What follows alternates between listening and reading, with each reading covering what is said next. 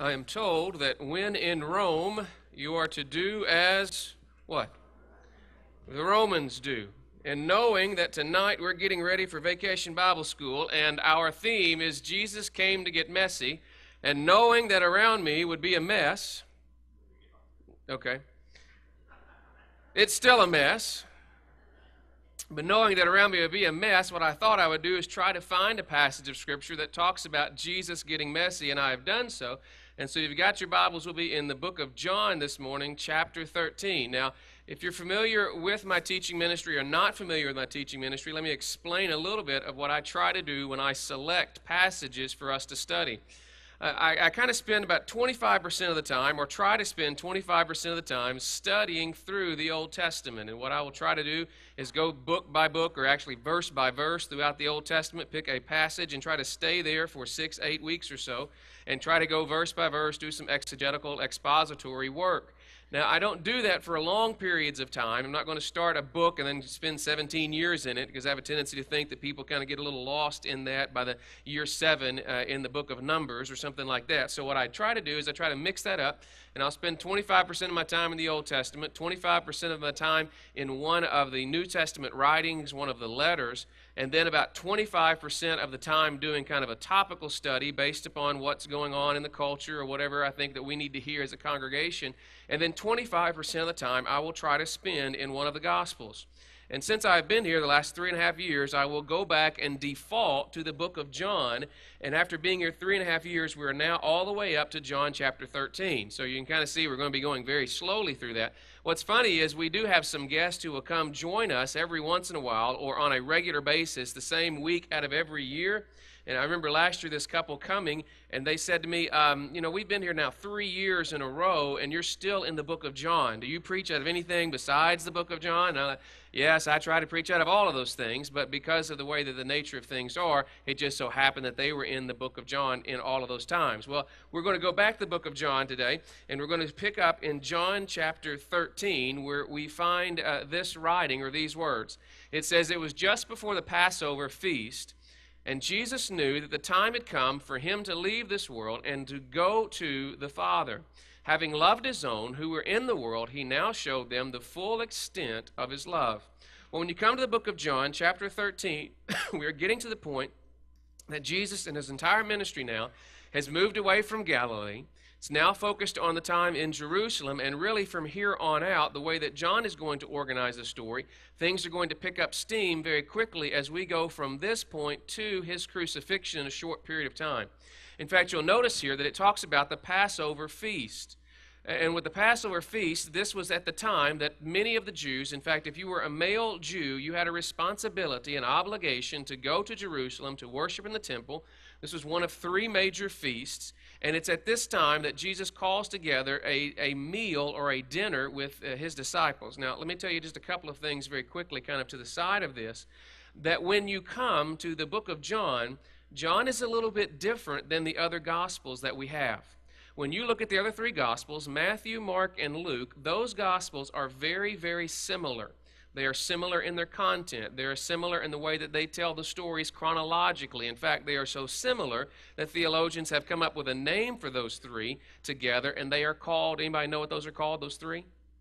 Synoptic Gospels, which means to see together. So Matthew, Mark, and Luke are very, very similar, but the Gospel of John is a little bit different. In fact, there are many stories that are only found in the Gospel of John.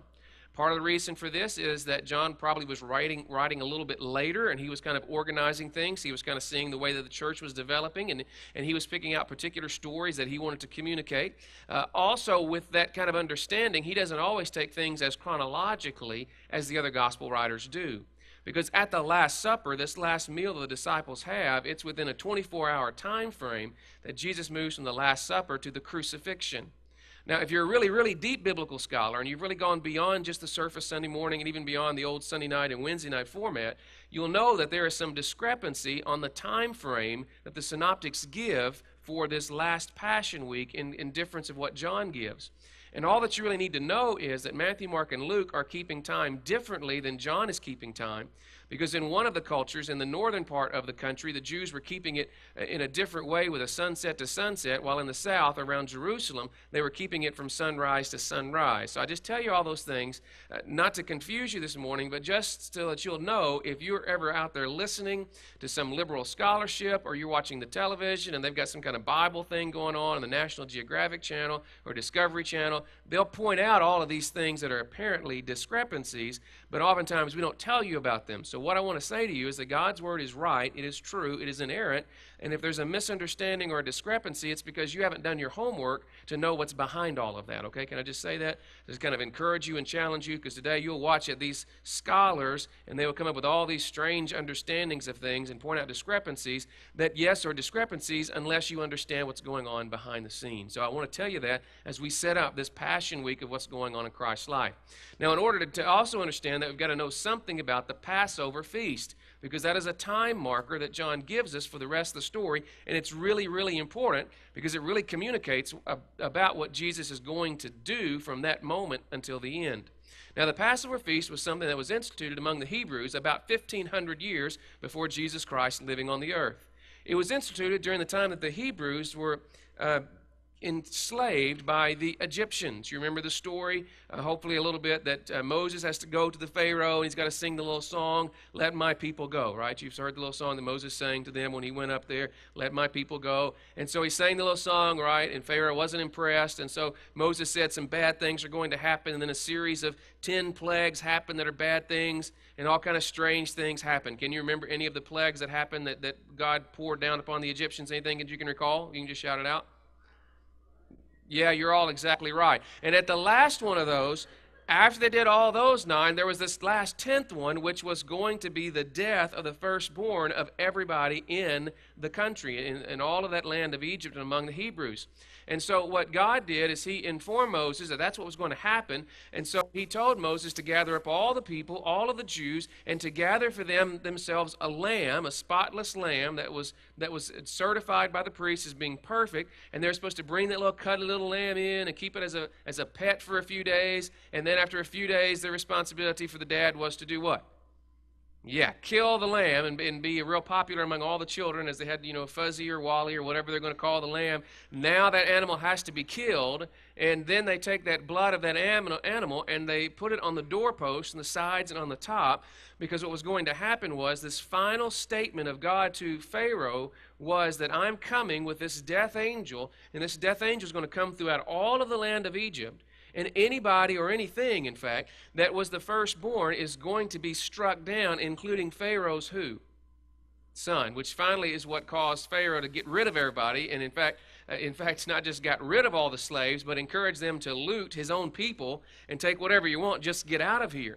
Well, that happened to every household in all of Egypt except for the households of the people who took the blood of the lamb and put them on the doorpost, on the sides and on the top, so that the death angel, when it would come through, would pass over, hence the term Passover, that particular family, and everybody would be safe on the inside.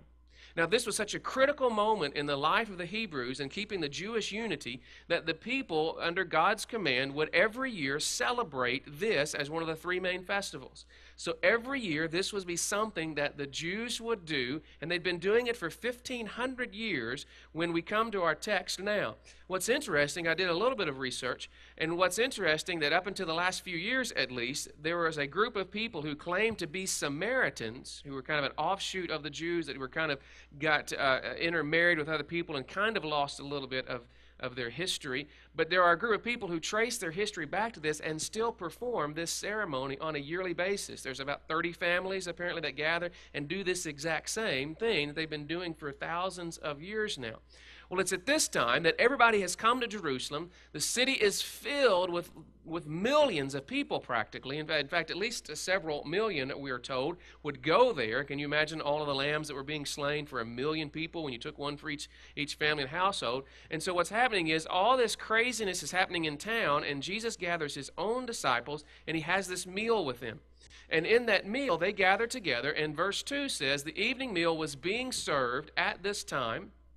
And the devil had already prompted Judas Iscariot, son of Simon, to betray Jesus. Now, if you're not familiar with this story, Jesus had 12 different guys that were called disciples that spent their time with him. They were kind of his leaders and people that he invested a lot of time in. And one of those was by the name of Judas Iscariot. And Judas is the one who ends up betraying Jesus and turning him over to the authorities, okay? In case you're not familiar with that.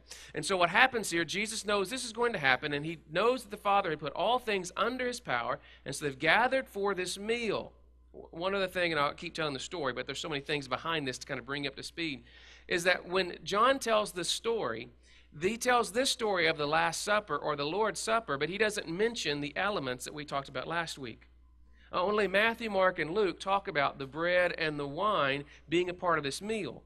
But John, when he tells the story, recognizing that everybody's familiar with that, tells another part of the story that Matthew, Mark, and Luke didn't tell, and that's going to be the focus of our conversation today about Jesus getting messy. So Jesus knew that the Father put all things under his power, and that he had come from God and was returning to God, so he got up from the meal, took off his outer clothing, and wrapped a towel around his waist.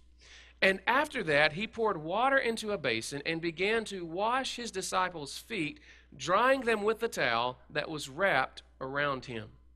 Now, for you and I, this seems relatively strange because you and I live in a different cultural time than the time that Jesus lived in. In fact, if you would look around at the feet of the people around you, most of us have shoes on. Now, I know it's summertime, and some of you ladies have those cute little sandals on, and maybe some of you guys got the Jesus sandals on this morning. But for the most part, we are wearing socks and shoes. That was not the way that it was in the time of Christ. In fact, pretty much for many of them, all they would wear on their feet would be a strap of leather, and then they would take some other kind of strap to kind of wrap that leather onto their feet. In fact, this is a picture of an actual first century, or at least believed first century pair of sandals that was discovered at Masada, which, though not necessarily tied into anything that Jesus did, was a very important place, and a place that Herod had actually built a location, and it's a wonderful place if you've been there. But this is the way that sandals kind of looked during those days. Now, I want you to notice something else. Not only did they not wear shoes like we wear, but most of the time, in order for them to get to point A, or actually from point A to point B, did they get in their cars and drive there? No, they probably did not.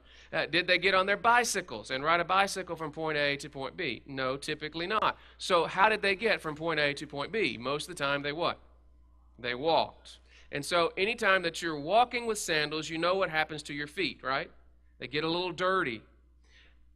But not only that, if you and I were walking around to one place to another place, for the most part, we can walk on pavement or asphalt most of the time.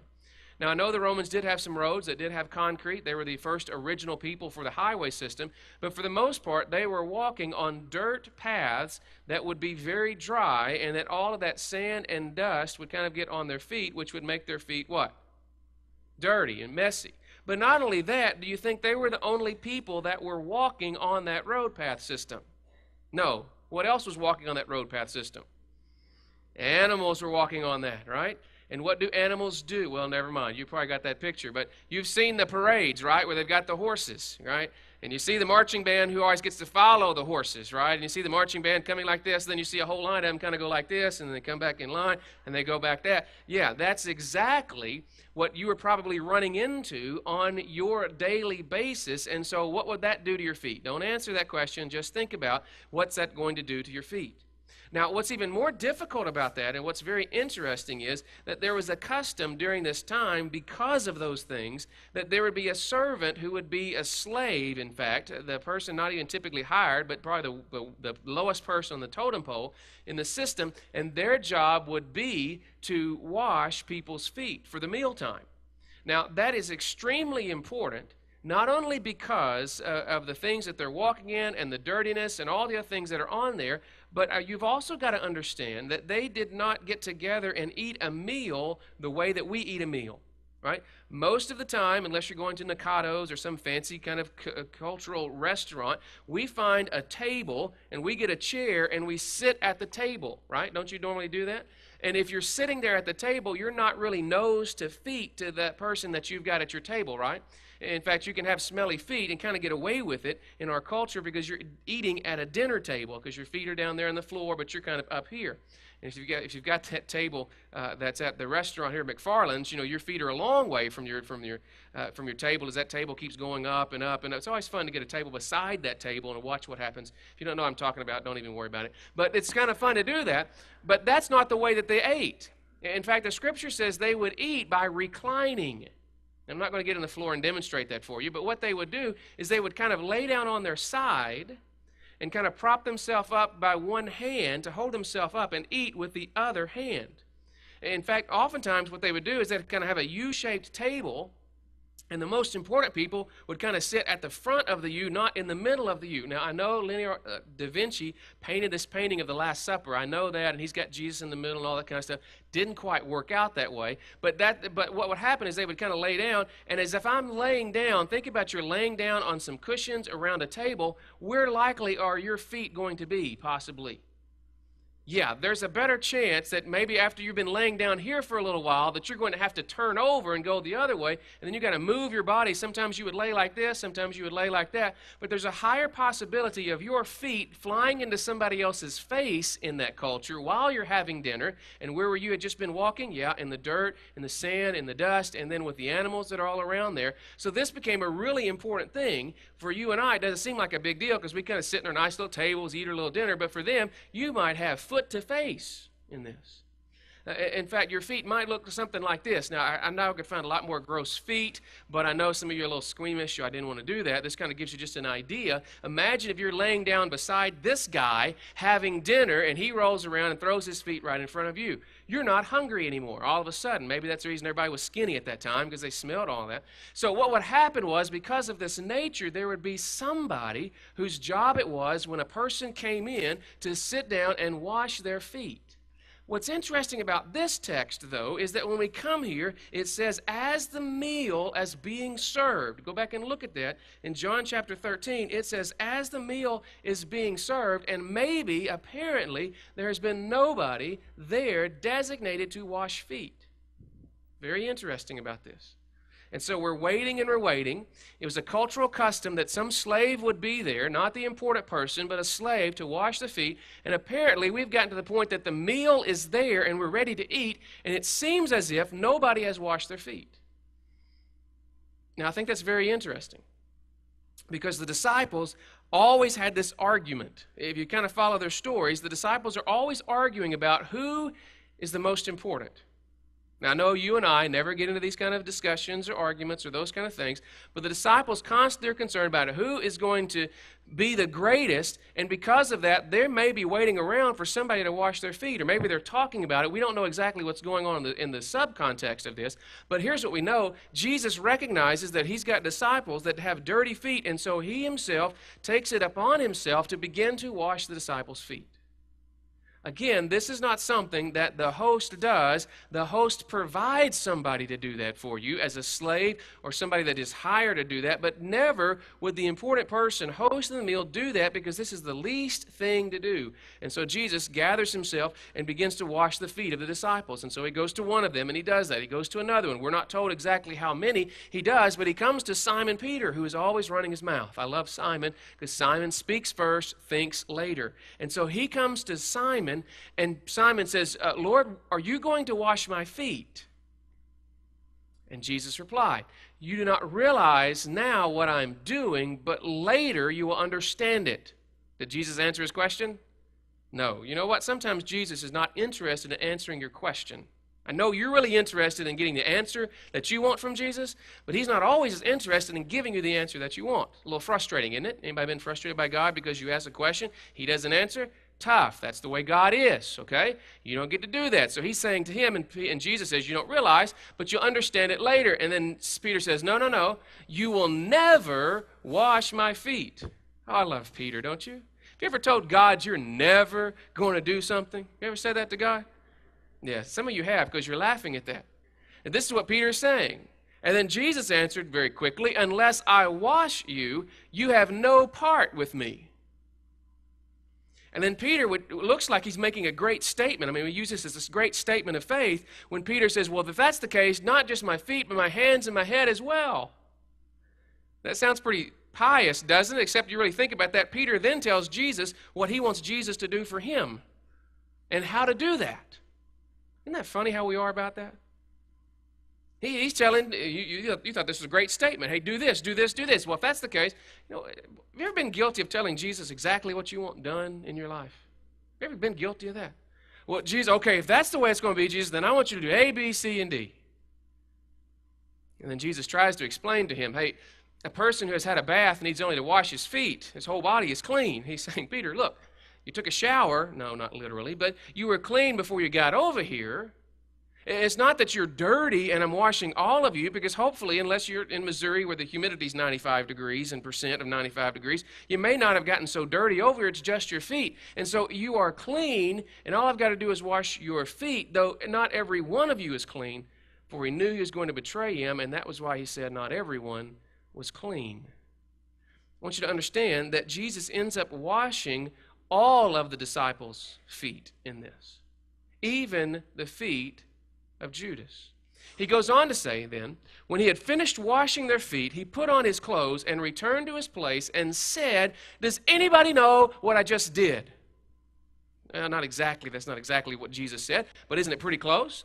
Do you understand what I have done for you? He asked them. You call me teacher and Lord, and rightly so, for that is what I am. But now that I, your Lord and teacher, have washed your feet, you also should wash one another's feet. I have set you as an example that you should do as I have done for you. Now, this is pretty radical understanding here. Because in their minds, it was the servant who was the lowly person. And it's only the lower people that serve the important people. But Jesus said, I have now taken that role. You call me Lord and teacher and leader and person that's important, but you have just seen me wash your feet, and I am doing this as an example. And I tell you the truth, no servant is greater than his master, nor is a messenger greater than the one who sent him.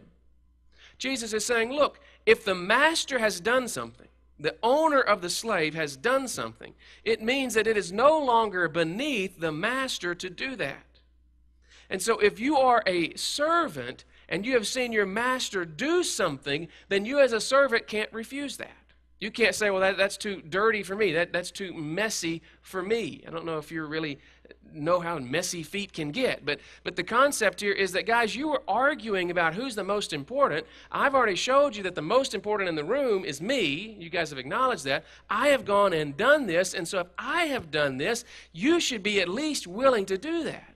Now that you know these things, verse 7, you will be blessed if you do them. Okay, I've got a lot of exposition, a lot of explanation, a lot of those things, so let me kind of bring it back to what is the point of this passage, okay? I know I've been accused of not having any points, and I've written something in the state paper, and we got a big argument and controversy, 6 weeks of letters to the editor about pointless preaching, but I do have some points. But let's look at what the possible points might be in this passage, okay? There are several ways you can look at this passage and break it down to kind of get a point, to understand what Jesus is doing. One of the points could be that Jesus should be worshiped because he served us. Now, that would be a legitimate point, because Jesus wrapped himself in that clothing, and he took the form of a servant and slave, and he washed his feet, and there is a real reason that we ought to be concerned and consumed with worshiping him, because he has served us. You know, some of the greatest leaders in the world are those who exhibit a servanthood.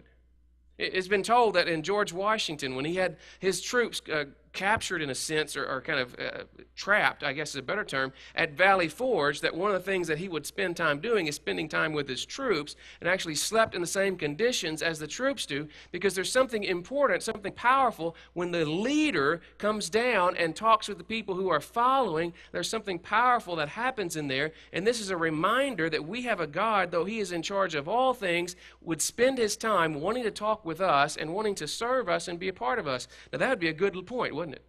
And that point is really there in the passage. But it's not the important point. It's not the most important point. So that's not necessarily the best point.